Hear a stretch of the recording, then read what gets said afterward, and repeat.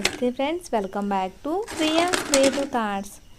ఏమీ తోచలేనప్పుడు ఏదైనా కరకరలాడే స్నాక్ తినాలనిపించేటప్పుడు ఇలా పప్పు చెక్కల్ని రెడీ చేసుకోండి. టేస్ట్ అయితే చాలా బాగుంటుంది. ముందుగా అరకప్పు శనగపప్పు, అరకప్పు పెసరపప్పు రెండు శుభ్రంగా కడిగి 3 గంటల పాటు నానబెట్టుకోవాలి. 4 కప్పుల బియ్యం పిండి తీసుకోవాలి. ఈ 4 కప్పుల బియ్యం పిండిని కూడా లో టు ఫ్లేమ్లో 12 to 15 మినిట్స్ పాటు అలా ఫ్రై చేస్తూనే ఉండాలి. ఫ్రై చేసిన తర్వాత ఒక ప్లేట్లో తీసి చల్లారబెట్టుకోవాలి. ఒక 8 పచ్చిమిరపకాయలు, అలాగే 6 వెల్లుల్లి రెబ్బలు, జీలకర్ర, అల్లం, కరివేపాకు మీ కారానికి టేస్ట్కి సరిపడగా తీసుకుని కోర్స్గా గ్రైండ్ చేసుకుని బియ్యం పిండిలో వేసుకోవాలి. 1 స్పూన్ ధనియాలు, 1 స్పూన్ కారం, 2 స్పూన్ల సాల్ట్, గుప్పెడు నువ్వులు,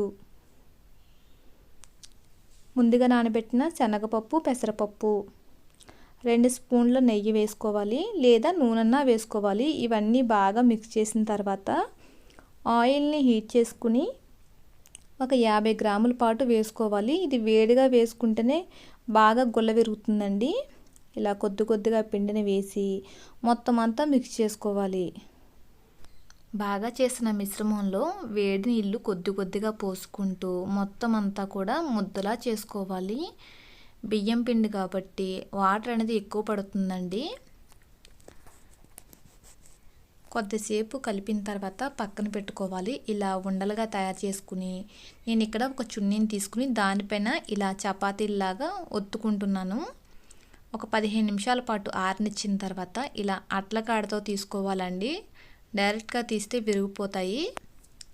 ఆయిల్ హీట్ అయిందో లేదో చూసిన తర్వాత అట్ల కాడతో ఇలా వేసుకుంటున్నాను నేను.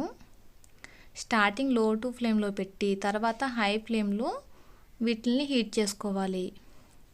అటు ఇటు తిప్పుతూ బాగా ఫ్రై అయిన తర్వాత తీసుకుని పక్కన పెట్టుకోవడమే.